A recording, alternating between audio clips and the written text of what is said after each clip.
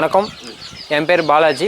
நம்ம ஃபார்ம் வந்து எங்கே லொக்கேட் ஆகிருக்குன்னு பார்த்தீங்கன்னா, சென்னை டு பாண்டிச்சேரி ஈசிஆரில் வெண்ணாங்கப்பட்டு என்ற வில்லேஜில் வந்து பார்த்திங்கன்னா நம்ம ஃபார்ம் வந்து அமைந்திருக்கு. நான் வந்து பார்த்திங்கன்னா பிஎஸ்சி அக்ரிகல்ச்சர் முடிச்சிருக்கேன். முடிச்சுட்டு இன்னொருத்தர்கிட்ட வேலைக்கு போகிறதுக்கு பதிலாக ஏன் நாம்ளே வந்து ஒரு சொந்த பிஸ்னஸ் பண்ணலாம் என்ற அந்த ஐடியா வருவே. அது இல்லாமல் பார்த்திங்கன்னா அப்பா ஜென்ரேஷன்லேருந்து வந்து பார்த்திங்கன்னா கோழி பண்ணை தான் வச்சுட்ருக்காங்க. இப்போது நான் நெக்ஸ்ட்டு காலேஜ் முடிச்சுட்டு எடுத்து செய்கிறேன். கோழி பண்ணை மட்டும் இல்லாமல் ஒரு இன்டெகிரேட்டடாக இப்போ வந்து ஒரு கோழி இருக்குன்னா அது கூடயே ஒரு 5 ஆடு, ஒரு 5 மாடு, ஸோ இந்தமாரி ஒரு சுற்றி ஒரு ஏக்கர் இடம் இருக்குன்னா ஒரு மிக்சடாக இன்டெகிரேட்டடாக பண்ணலான்ட்டு எனக்கு வந்து ஒரு ஆர்வம்.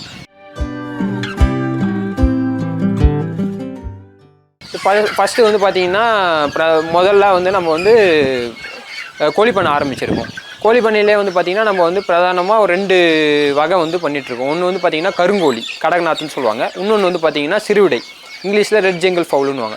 இது 2மே வந்து பார்த்திங்கன்னா நம்ம பேரண்ட் வச்சு அதுலேருந்து முட்டை எடுத்து சிக்ஸாக கேட்குறவங்களுக்கு சிக்ஸ் சப்ளையும், முட்டையாக கேட்குறவங்களுக்கு முட்டையாகவும் சப்ளை பண்ணிகிட்ருக்கோம்.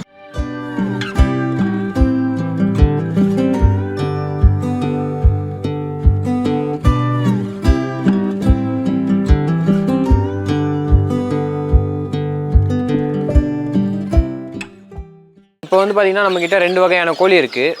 சொன்ன மாரி ஒன்று கருங்கோழி, இன்னொன்று வந்து சிறுவிடை. கருங்கோழி வந்து பார்த்திங்கன்னா அதோட ஆர்ஜின் வந்து பார்த்திங்கன்னா மத்திய பிரதேஷ் இனத்தோடைய ஆர்ஜின் வந்து கருங்கோழி. நம்ம சிறுவிடை பார்த்திங்கன்னா நம்ம தமிழ்நாட்டு தூய இனம். அது வந்து இப்போ நம்ம தமிழ் கடவுள் முருகருடைய கொடியில் வந்து பார்த்திங்கன்னா ஒரு சேவல் இருக்கும். அது எந்த சேவல் பார்த்திங்கன்னா நம்ம தமிழ்நாட்டு தூய சிறுவிடையோடைய சேவல் தான், அந்த வகையான சேவல் தான் அது. நம்ம இப்போ கருங்கோழி வந்து பார்த்திங்கன்னா அதோட மீட் வந்து எப்படி இருக்குன்னு பார்த்திங்கன்னா ஃபுல் பிளாக்காக இருக்கும். அது ரத்தமும் வந்து பார்த்திங்கன்னா கருஞ்சவப்பாக இருக்கும். அது முழுக்க வந்து அது வந்து மெடிசினல் வேல்யூ வந்து அதிகமாக அதை நிறைஞ்சிருக்க கோழியில் கருங்கோழி வரும். இப்போ பார்த்திங்கன்னா வந்து சீரகம் இருக்குது, கருஞ்சீரகம் இருக்குது. சீரகத்துக்கும் கருஞ்சீரகத்துக்கும் என்ன டிஃப்ரென்ஸ்? சீரகத்தோட கருஞ்சீரகம் வந்து கொஞ்சம் பவர் ஜாஸ்தி. இப்போ நாகம் இருக்குது, கருநாகம் இருக்குது. நாகத்தோட கருநாகம் வந்து கொஞ்சம் பவர் அதிகம். அதேமாதிரி நம்ம நார்மல் கோழி இருக்குது, கருங்கோழி இருக்குது. கருங்கோழி வந்து கூடுதல் மருத்துவம். இப்போ அதோட முட்டை வந்து பார்த்திங்கன்னா இந்த ப்ரெக்னென்ட் ஆனவங்க, இந்த வயசானவங்க, ஸோ இந்தமாரி நிறைய மெடிசினல் பர்பஸுக்கு வந்து முட்டை எடுத்துக்கிறாங்க. இப்போ நம்ம வந்து அடுத்தது பார்த்திங்கன்னா நம்ம நாட்டுக்கோழியான தூய சிறுவிடை பண்ணிகிட்ருக்கோம். இது வந்து பார்த்திங்கன்னா நம்ம முன்னோர்கள் காலத்துலேருந்து வளர்த்த கோழி வந்து பார்த்திங்கன்னா நம்ம தூய சிறுவிடை. இப்போது இருக்கிற காலத்தில் வந்து பார்த்திங்கன்னா பழைய பொருட்கள் எல்லாமே அழிந்துட்டு வருகிறது. ஸோ அதுலேருந்து நம்ம வந்து பார்த்திங்கன்னா இந்த தூய சிறுவிடையை வந்து நம்ம மீட்டெடுத்து நம்மளால் முடிஞ்சது நம்ம வந்து நம்மக்கிட்ட கேட்குற கஸ்டமருக்கு சிக்ஸ் சப்ளையாக இருக்கட்டும், இல்லை எக்ஸாக கேட்குறவங்களுக்கு எக்ஸாகவும் கொடுத்துட்ருக்கோம். இதுக்கு வந்து பார்த்திங்கன்னா நல்லா நம்ம நாட்டுக்கோழிலே வந்து அதிகமான முட்டையிடுற கோழியில் நம்ம சிறுவிடையும் ஒன்று. அதேமாதிரி பார்த்திங்கன்னா இதோட கறியெல்லாம் வந்து பார்த்திங்கன்னா நார்மல் நாட்டுக்கோழியில் இல்லாமல் இதில் வந்து கொஞ்சம் கூடுதலாக டேஸ்ட்டாக இருக்கட்டும், அந்த கறியில் இருக்கிற அந்த ஒரு ஆரோக்கியமாக இருக்கட்டும், நல்லா வருங்க.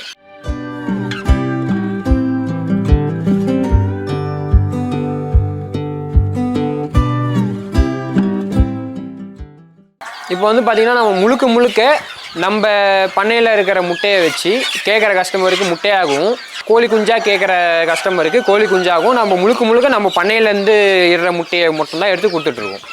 நம்மக்கிட்ட வந்து பார்த்திங்கன்னா கருங்கோழி 200 தாய்க்கோழிகளும், சிறுவிடை ஒரு 200 தாய்க்கோழிகளும் இருக்குது. இதுலேருந்து சராசரியாக வந்து பார்த்திங்கன்னா நம்ம கருங்கோழிலேருந்து ஒரு நாளைக்கு ஒரு 100 முட்டையிலேருந்து 120 முட்டை எடுக்கிறோம். சிறுவிடையிலேருந்து ஒரு 50லேருந்து 60 முட்டை எடுக்கிறோம். இந்த முட்டையை வந்து பார்த்திங்கன்னா நம்ம வந்து கோழி குஞ்சாக வந்து கேட்குற வாடிக்கையாளர்களுக்கு விற்பனை செஞ்சிட்ருக்கோம். கருங்கோழியை பொறுத்த வரைக்கும் கருங்கோழி முட்டையை வந்து நம்ம சைஸ் பிரித்து அதை வந்து நம்ம ஃபுல்லாக சென்னைக்கும் பாண்டிக்கும் வந்து நம்ம வந்து ஃபுல்லாக சிட்டி சைடில் வந்து நம்ம முட்டையாக சப்ளை பண்ணிகிட்ருக்கோம். இப்போ வந்து பார்த்திங்கன்னா நம்ம வந்து கோழி குஞ்சை இன்குபேட்டரில் பொரித்தவொடனே எடுத்து முதல் 15 நாளைக்கு வந்து பார்த்திங்கன்னா நம்ம வந்து வெப்பம் வந்து அது கொடுக்கணும்.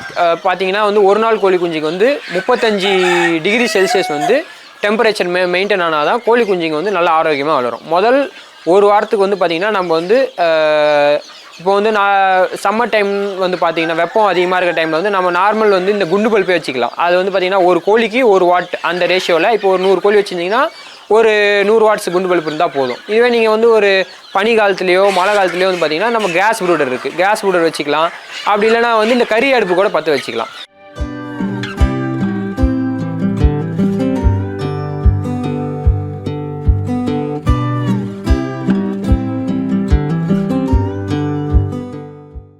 கோழியை பொறுத்த வரைக்கும் முதல் 2 மாதம் வரைக்கும் நம்ம கம்பெனி தீவனம் தான் போட்டுட்ருக்கோம். 2 மாதத்துக்கு அப்புறம் வந்து பார்த்திங்கன்னா நம்ம சமச்சீர் தீவனமான இந்த கம்பு, மக்காசோளம், தீவன பயிரான இந்த கோ4 இந்தமாரி தீவனத்தெல்லாம் நம்ம அரைச்சி கோழிங்களுக்கு போட்டுட்ருக்கோம். ஏன்னு கேட்டிங்கன்னா நம்ம வந்து கோழி பண்ணையை பொறுத்த வரைக்கும் முழுக்க நம்ம வந்து செலவு எதில் அதிகமாகுதுன்னு பார்த்தீங்கன்னா தீவனத்தில் தான் அதிகமாகுது. குறைஞ்சது வந்து பார்த்திங்கன்னா 81% வந்து கோழி பண்ணையில் வந்து செலவு எதில் ஆகுதுன்னு பார்த்தீங்கன்னா தீவனத்தில் மட்டும்தான் ஆகுது.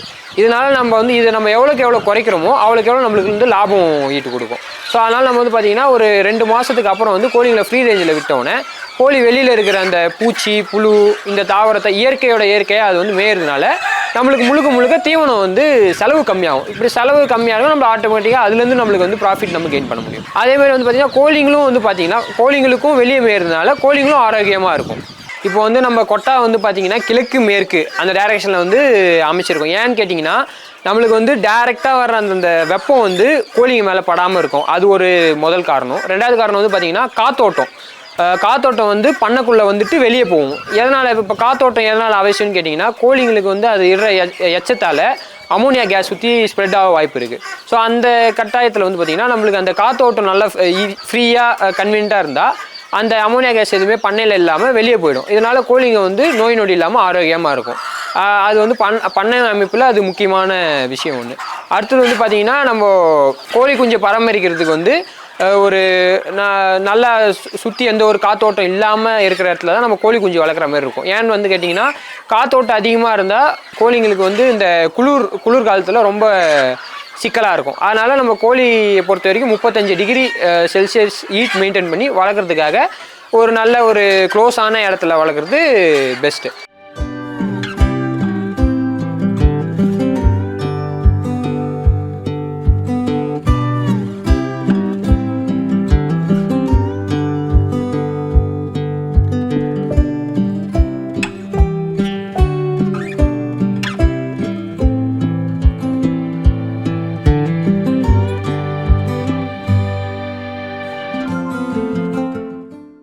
கோழியை பொறுத்த வரைக்கும் நோய் மேலாண்மை வந்து ரொம்ப கவனிக்கக்கூடிய விஷயம். ஏன்னு பார்த்தீங்கன்னா இப்போது கோழி பண்ணையை பொறுத்த வரைக்கும் அதிகமான லாஸ் எதில் வருதுன்னு பார்த்தீங்கன்னா இந்த நோய் மேலாண்மை ஒழுங்காக பராமரிக்கிறதுனால தான்.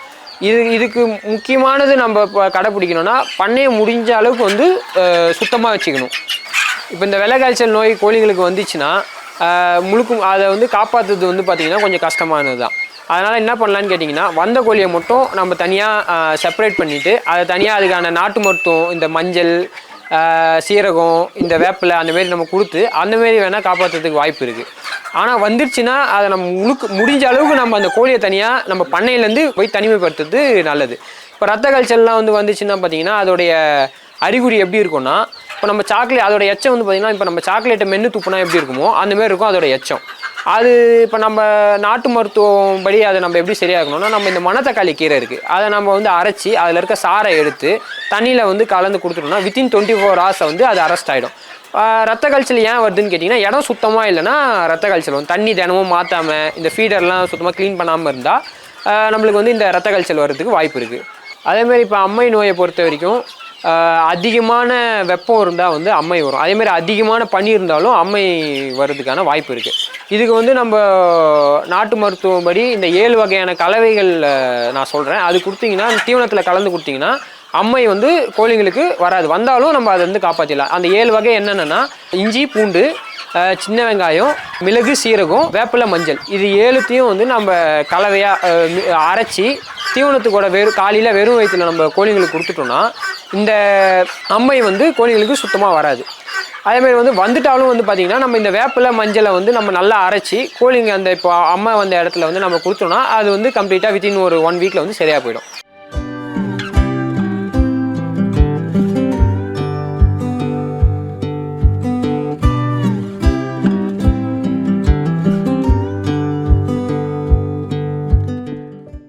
இது வந்து பார்த்தீங்கன்னா 2.5-3 மாதம் ஆன கோழிங்க. இது உங்களுக்கே பார்த்தா தெரியும், இது கருப்பாக இருக்குது ஃபுல்லாக. இது ஸ்கின்னெல்லாம் வந்து பார்த்தீங்கன்னா ஃபுல்லாக கருப்பாக இருக்கும். இது வந்து கருங்கோழி. இது வந்து பார்த்தீங்கன்னா இதுவும் இதே ஏஜ் தான். இதோட சைஸ் வந்து பார்த்தீங்கன்னா உங்களுக்கு தெரியும், இது கொஞ்சம் நல்லா பெருசாகவும் இது கொஞ்சம் சின்னதாகவும் இருக்கும். நம்ம தமிழ்நாடு தூய இனமான சிறுவிடை இதுதான். இது வந்து அதிகபட்சம் கோழி வந்து சராசரியாக சேவல்லாம் பார்த்தீங்கன்னா 1.5 கிலோவும், இப்போ பெட்டை கோழிகள்லாம் 1 100லேருந்து 1 200 வரைக்கும் வரும். இதுவே நம்ம கருங்கோழியெல்லாம் தாராளமாக ஒரு சேவல்லாம் 1.5 1.25 கிலோ வரைக்கும் வரும். பெட்டை கோழியெல்லாம் 1 200 1 300 வரைக்கும் வரும். அதுவும் இல்லாமல் வந்து பார்த்திங்கன்னா நம்மக்கிட்ட இப்போ வான்கோழியும் கொஞ்சம் பண்ணிகிட்டு இருக்கோம். வான்கோழி வந்து பார்த்திங்கன்னா இந்த மாதிரி தான் இருக்கும். இதுவும் வந்து ஒரு பார்த்திங்கன்னா ஒரு 2.5 மாதம் ஆன கோழி. இது பார்த்திங்கன்னா தெரியும் உங்களுக்கு.